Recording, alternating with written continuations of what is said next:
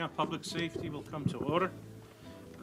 First, the open meeting law disclosure. Pursuant to the open meeting law, any person may make an audio or video recording of this public meeting or may transmit the meeting through any medium. Attendees are therefore advised that such recordings or transmissions are being made, whether perceived or unperceived, by those present and are deemed acknowledged and permissible.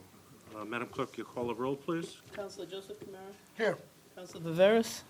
Chairman Kilby. Yep, before we start, Councilor Veras did notify myself and Councilor Kamara, and he is running a little late. He has some obligations at work, so that's why he is not here. So first on the agenda here, we have citizens' input. If anyone would like to come down with regards to any public safety issues related to the city of Fall River, please do. I see Ms. Sahadi standing up. No? Okay, so we'll move on to number 2. There was a resolution filed a number of months ago with regard to condition of some of our car cruisers and a malfunction in some of those. If I can call the police chief of police down. And just for clarification, it was filed a number of months ago, and I spoke to the chief. We did hold off on that, having a meeting earlier due to the fact that the incident was under investigation and there was some other union issues that couldn't be disclosed. So we're anxious to hear from you, Chief, first of all, the facts, what happened, and the corrective measures that have been taken. You can start off with that, please. Okay, so I'm going to refer to some notes just so I get the dates right.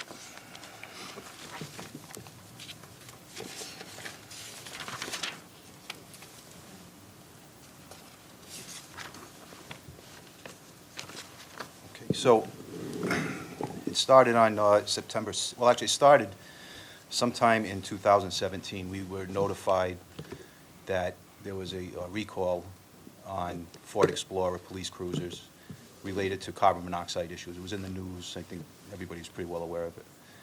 So at that time, I had the mechanic put CO detectors in all of the cruisers that were subject to the recall. How many were? Not sure in 2017, but in the end, there were 30, we had 31, I believe, 30 or 31 cruisers that needed the recall. Okay. So then, we had no incidents until September 6th of 2018, when an officer complained of lightheadedness, dizziness. He was checked out and taken to the hospital, and they found that he had CO poisoning. So we started an investigation, and as a result of the investigation, we found that that particular cruiser did not have a CO sensor, even though it should have. There was no inspection sticker. It had actually failed inspection in March of 2018. Because of CO? Because of something? It was emissions issues, but not directly related to CO. They would not have had an effect on it. And there were a few other, they call field service actions, which are not recalls, but they're service advisories for that car that were not done. As a result of the investigation, the person responsible was terminated, and I placed a police officer who had fleet service experience in the garage right away, and he started the process of going through all the cars that were subject to the recall, and he found that 2 of them had the recall work done, and the rest had not. So we... Go ahead, I'm sorry.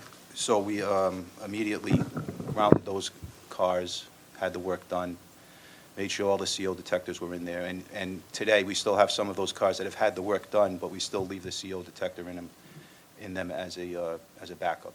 And we've had 2 incidents since where they've gone off, but both were determined to be a low battery warning. We've had no other incidents of anyone with any CO poisoning since. So there were 2 issues with the cruisers. There were issues with regard to the carbon getting into the compartment, but also the detectors weren't, or the detectors were Not installed. for CO reasons. That detector had been installed, it was recorded as installed, but at some point it was removed and not replaced, and we were never able to determine who removed it, if it was part of the mechanic, the garage staff, or whether it was an officer that removed it for whatever reason. And can you say, if you're allowed to, or if you want to, the person who was terminated was the chief mechanic? And was it within the scope of his duties to The person, monitor that, or? the person who was terminated, yes, it was within the scope of his duties to ensure that the CO detectors were installed and that the recalls were done and the cars were in safe condition to be operated. But that's really all I can say. Okay, and this is probably some union issues presently. It's personnel issues, Yeah, okay. In terms of, the most important thing, in terms of the injuries, or was that one officer the only officer that was hospitalized? Because from what I understand, I do, for full disclosure, I do know the family, and it was approaching to be life-threatening at one point, the severity of, the poisoning that was within his body. I know that it was serious, and he was in the hospital for a few days, and he was out of work for close to a month, but I couldn't speak to life-threatening or not. He was the only officer that has been determined to have had any CO poisoning. As I said, the other two incidents that I'm aware of, it was low battery indicators in the CO detectors that caused him That's to good, go so there off. was no other officers No. reporting injury? No. And so is this officer, was he put on light duty, or is he back working in full, or is he? He's back to full duty now. I believe there was a period that he was on late duty, and as I said, he was out for about a month. But as of today, he's fully recovered and back to duty. How about the manufacturer of the automobiles? Is there any recourse, any legal recourse that the city's taking? Obviously not speaking to the individual officer who maybe, I'm not sure, but what is the city, steps the city's taking with the vendor, if any? So I Counsel Macy, couldn't maybe. speak to if there was any legal action that could be taken, but I know that they had issued a recall, and it was through someone's negligence that those recalls were not completed. And as I said, they paid for the recall work to be done afterward. When we brought the cars there, they fixed them, so that's really all I can speak It's to. my understanding that it was somewhat commonplace throughout the state that this was happening. It was There was nationwide. other jurisdictions, other departments where so Judge Macy can probably, if he can answer the question, if he can, what did has the city done anything with regard to the manufacturer? No. The problem is, and I think the chief touched on the fact that there was a discharge from the position of the fellow that was supposed to monitor all of this. And one of the problems from a liability point of view on the city, and one of the problems that caused the discharge, was there was ample notice of the recall and of the willingness to repair at Ford's expense to the city, which essentially, to be kind, wasn't followed up by the mechanic who was in charge of everything. So that, and in fact, when it was discovered, they still fixed it. And they told us, look, all you had to do was call, bring it in. We got a quick fix. So it wasn't, it wasn't like the gas tanks in the Pinto where they concealed it, nobody knew. They told us they were willing to fix it, and in some instances they did. That we just, under our, we didn't follow up. So essentially, there's not a whole lot of recourse against Ford. Yeah, so we did get notice of the recall. If it was acted upon properly, this probably would have been avoided. Is that what you're saying? Yes, absolutely. Yeah. Well, Counsel Kamara? Just what kind of vehicle was it? SUVs? The new SUVs or the Yes, the Ford Explorer. Ford Explorers? Yes. And we have how many of those? 20? Today, most of our fleet is Explorers. I'd have to count these all up, but I'd say close to 50 today. And only 20 of the 50 were recalled? It was 30, Was there a certain year? yeah, I'm not sure, either 2017 or 16, Okay. somewhere in there. The new ones are not affected. They made some modifications, so they're not affected. But there were 30 or 31 that required the work done. All right. Thanks, Chief. Yep, and I guess finally, I see this happened in December in the wintertime when obviously the winters were rolled up. We're in the middle of the winter right now, so again, no other issues No, with no, with no regard other to issues that. with CL, no. Okay, I thank you, Chief. We'll move on. Well, any other questions? Yeah, take a motion, leave to withdraw. Motion is made to leave to withdraw on this item. Is second? All in favor? Aye? So voted. Number 3, Chief, obviously, as you know, it's budget time, and I filed this resolution at the last meeting as a result of, what I feel is an uptick in crime in the city. It happens. It's happened in the past. It seems like it's happened again. And I know the administration allocated some overtime, $100,000 in overtime. Yes, I believe, 100,000. to address the issue. So I guess the two issues I'd like you to discuss, number one is specifically how the overtime was allocated and how long it's going to be available. And secondly, in a broader scale, if you could, just let this committee give us some information on a wish list, or you probably already put your budget together and submitted it to Ms. Sahadi. Yes. So, I'd like to hear, Council Camara would like to hear, are your needs being met? If not, what would you like to see from the council and in our meetings with the administration? What would you like us to push forward that would improve your department? So as to the first question, the $100,000 was initially used for extra walking beat patrols downtown. We did that for about a week. And then in the past, we had transferred officers to the gang unit or street crimes unit to increase proactive patrols. So that's what we did. We discontinued the extra walking beats. There's still one officer that patrols Monday through Friday. And right now, we have 2 extra officers in the street crimes unit, and we're using that money to backfill their position in the uniform division. Then we have 7 officers graduating on Friday from the police academy. So we're going to look at possibly leaving those 2 officers in there in order to keep up the pressure on the gang element. If we're not able to do that, they'll have to go back to uniform division because that's the priority. But I feel that with the 7 new officers, we should be pretty good. So when will they be coming online, the 7? So they'll get out of the academy on Friday, and then they'll start field training. That's a 12-week process, and then after that, they'll be able to work alone. So they'll be on field training takes place in uniform division on the street. So we may have a night where we talk about having 10 cruisers on the street, but there will be 2 officers in some of those cruisers. So we might have 12 officers, but only 10 cars. And it would bring our complement up to,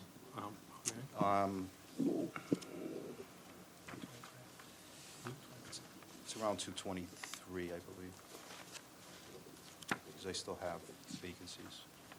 and could you compare that, the enrollment, let's say the last 3 or 4 budgets, going back 4 budgets? Hopefully we're trending towards, Yes, Counselor, in the fiscal 19 budget, there is 231 for the complement of patrol superiors and then the chief and deputies. In the 2020 budget, we are looking to increase the patrol by another 5 and put another superior on board. So there are 6 additional positions being inserted into the fiscal 20 budget as it's currently proposed. But as the chief just indicated, we are in the process of the 20 budget, so we are working with all of the larger departments right now with regard to their needs and their enhancements. So our meeting with the chief may actually be tomorrow, depending on the schedule. Last Friday, I was not available. This Friday, the chief's not available. And this being a short week, we have not met with this chief, although we have met with the fire chief and their needs. So we are taking care of the needs of all the departments within the city, to include the police department. In addition, we've increased the overtime budget as requested by the police as well for the fiscal 2020 year end. Could you, I know we're going to visit this in the regular meeting of the capital improvement plan. Yes, the capital improvement plan, it was given to each of the departments to provide us with a list of their assets and when the need of those assets would occur with regard to what fiscal year. So if you look in the budget, the document itself, you'll notice that the police have a number of needs, all of which would not be necessarily met in the next fiscal year in the operating budget, but it's our intention to put $250,000 of those needs in the operating budget and put the remaining dollars into the capital budget and bond for them. They're primarily vehicles of one kind or another. So cruises, the Tahoe, et cetera. How much, did you say how much the bond was? I believe his total asset request for the next fiscal year is $850,000.